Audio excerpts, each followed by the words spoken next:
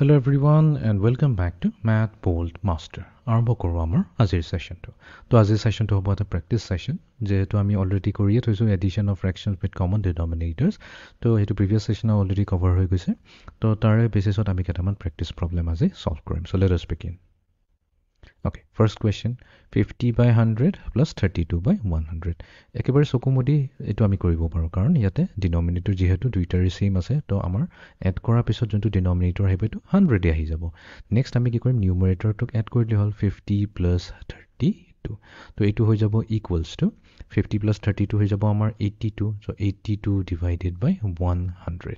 এতিয়া এইটোক আমি আৰু একচুৱেলি চিম্প্লিফাই কৰিব পাৰোঁ বিকজ এইটো আমি চিম্পল ফৰ্মলৈ লৈ যাব পাৰোঁ। তো এটা বস্তুটো আমি দেখাই পাই গম পাই আছোঁ যে 82 আৰু 100 দুটাই ইভেন নাম্বাৰ হৈছে। তো তাৰ মানে আমি 82ক যদি 2ৰে ডিভাইড কৰি দিওঁ তেনেহ'লে ডিনমিনেটৰটোকো আমি 2ৰে ডিভাইড কৰিব পাৰিম। তো 82ক 2ৰে ডিভাইড কৰিলে আমি পাই যাম 41 ডিভাইডেড বাই আৰু 100ক 2ৰে ডিভাইড কৰিলে আমি পাই যাম 50।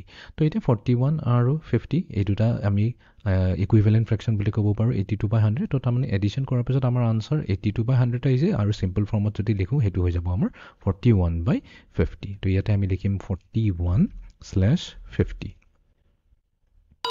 ঠিক আছে, এতিয়া আমি যাওঁ নেক্সট কুৱেশ্যনটোলৈ। এইবাৰ আছে 85 by 100 plus 30 by 100। তো এটা কাম কৰোঁ এইবাৰ আমি চিম্প্লিফাই নকৰাকৈ লিখোঁ। তো 85 plus 30 কৰিলে আমি কিমান পাম?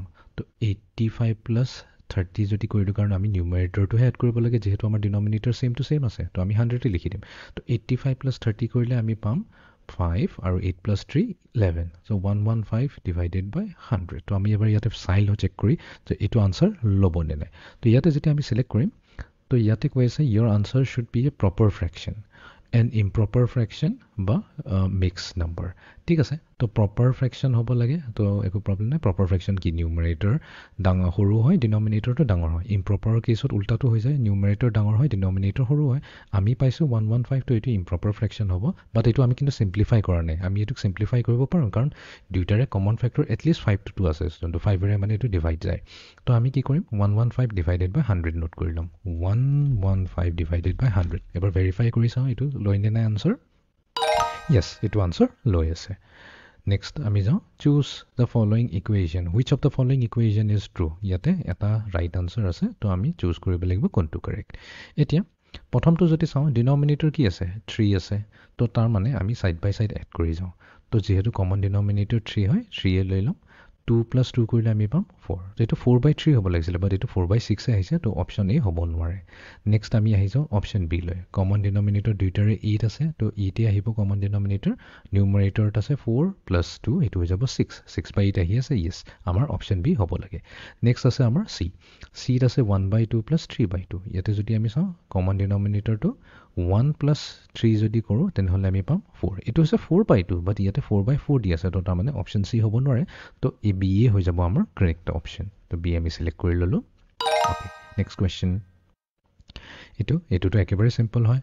তো ইয়াতে দিছে 1/2 plus 1/2। তো কমন ডিনমিনেটৰ হৈ গ'ল 2। তাৰপিছত নিউমাৰেটৰ এড হৈ গ'ল 1 plus 1। এতিয়া 1 plus 1 মানে কি হৈছে 2।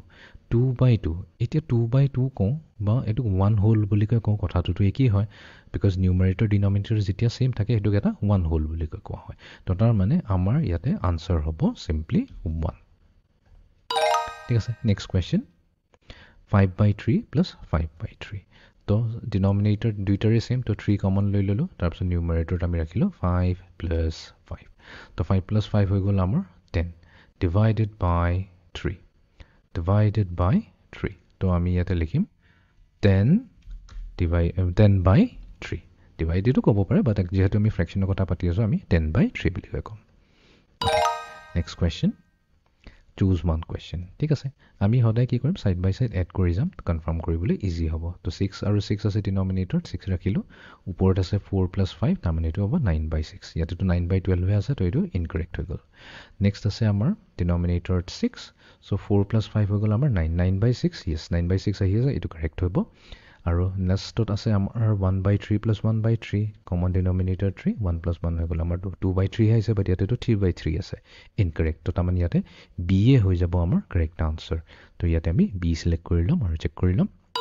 অ'কে, এতিয়া আমি যাওঁ লাষ্ট কুৱেশ্যনটোলৈ 2/6 plus 3/6। তো এইটোতো আমি কি কৰিম কমন ডিনমিনেটৰ 6 হৈ গ'ল তাৰপিছত 2 + 3 কৰিলে হ'ল 2 + 3 so 2 + 3 হৈ গ'ল আমাৰ 5/6 5/6 5 out of 6 যিয়ে কওঁ বা 5/6 এইটোৱে হৈ যাব আমাৰ আনচাৰ তো ইয়াতে আমি লিখিম 5/6 তো এইটো আছিল আমাৰ আজিৰ প্ৰব্লেম সলভিং সেশন আমি এডিশন কৰিলো দুটা ফ্ৰেকশনক যেতিয়া দুইটাৰে ডিনমিনেটৰ সেম টু সেম থাকে তো আজিৰ সেশনটো আমি এইখিনিতে সমাপ্ত কৰিলো see you in the next session thank U